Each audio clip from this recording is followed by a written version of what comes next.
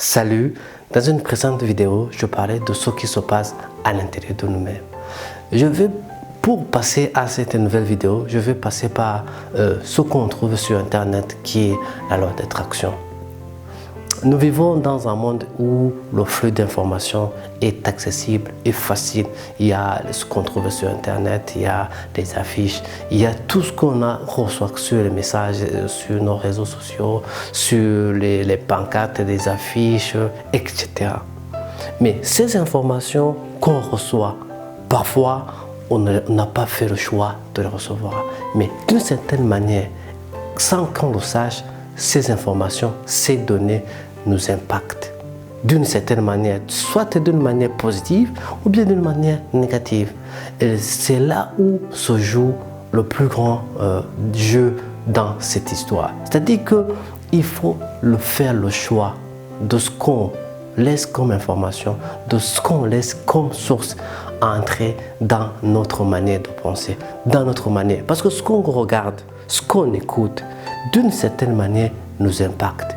Et on passe la majorité du temps à écouter, à regarder quelque chose dont on n'apprécie pas, dont on n'aimerait pas avoir. C'est-à-dire que si on veut des choses positives, il y a moyen de trouver ces choses positives.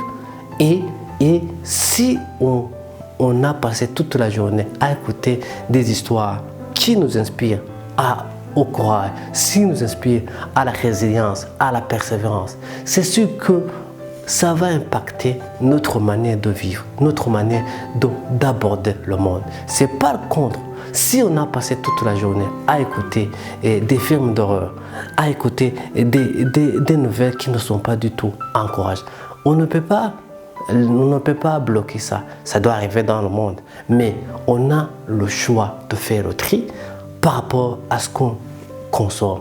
Parce qu'on consomme aussi. Parce que ce qu'on a eu comme information, que ce soit de positif ou de négatif, ça nous impacte. Et je vous invite à utiliser cette loi d'attraction à notre guise, à notre avantage, en choisissant ce qu'on consomme comme information. Si on veut quelque chose de positif, essayez de trouver ce qui correspond à ça.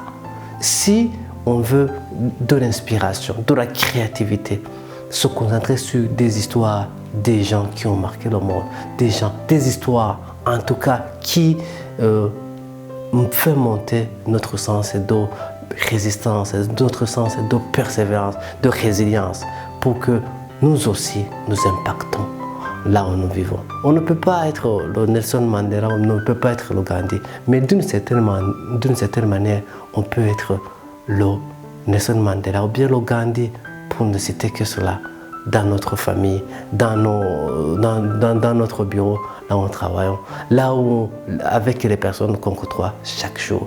C'est-à-dire que d'une certaine manière, on peut impacter là où on se trouve à notre niveau, à notre échelle. Je vous dis à très bientôt.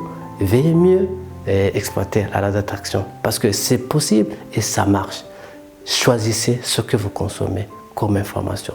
Est-ce que ça vous inspire? Est-ce que ça vous donne de l'énergie ou bien ça vous décourage, ça vous donne une énergie négative? Je vous dis à très bientôt dans une nouvelle vidéo.